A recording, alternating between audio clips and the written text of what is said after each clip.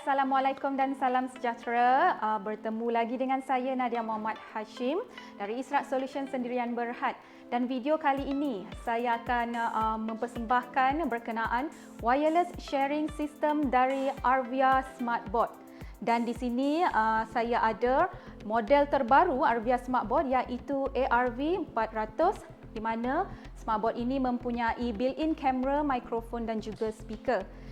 Untuk tahu lebih lanjut berkenaan ARV400 ini, nanti saya akan persembahkan kepada anda video yang akan datang. Baiklah, sekarang kita fokus kepada wireless sharing system.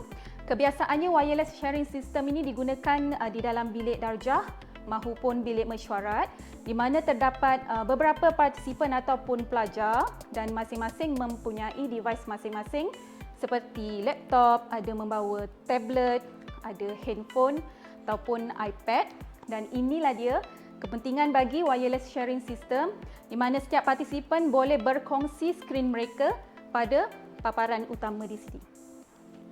Okey, jika anda lihat di belakang saya ini, kita ada 9 skrin yang berbeza daripada yang dikongsi daripada device yang lain yang berbeza. Kita ada laptop, kita ada beberapa PC, dan kita ada iOS, kita ada juga Android device.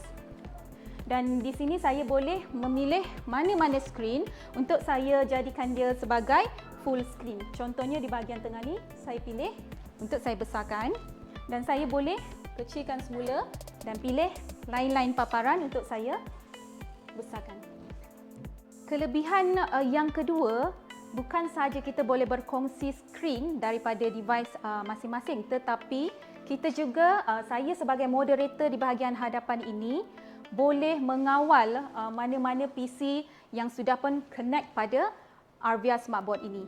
Contohnya di sebelah saya ini, kita ada smartboard ataupun PC yang bersaiz 86 inci, dan skrin ini telah pun dikongsikan pada skrin paparan utama ini. Dan saya boleh kontrol smartboard ini di paparan utama. Untuk kontrol, untuk kawal, kita hanya perlu besarkan skrin dia. Okey.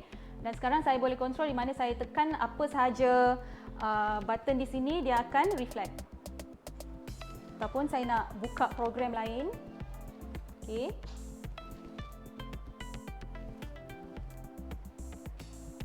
Okey.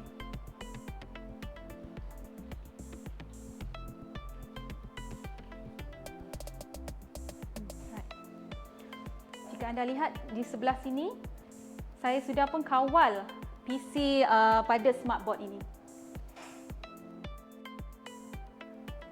Dan di tangan saya ini ada laptop Windows, di mana saya kongsikan paparan yang ada pada laptop ini di smartboard. Anda boleh lihat di sini yang nombor 3 ini.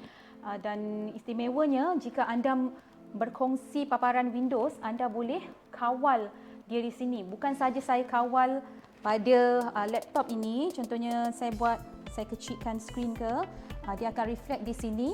Malah saya juga boleh kawal di smartboard ini sendiri.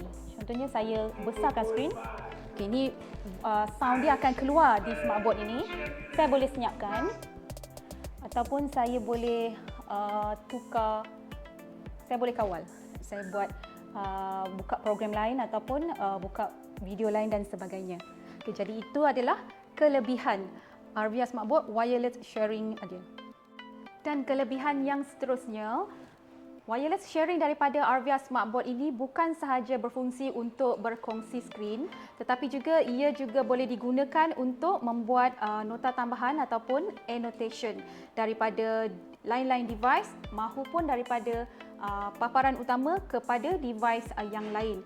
Mungkin saya boleh demokan sedikit. Di sini saya memegang Android device, dan untuk membuat annotation, kita bukakan aplikasi sharing ini, dan saya dapatkan paparan daripada paparan utama, dan saya pilih function bagi annotation, dan anda boleh memilih warna dakwat. Okay, di sini saya nak buat tulisan. Okay, dan anda boleh lihat di bahagian hadapan sudah pun keluar tulisan yang sama dengan apa yang saya lakukan.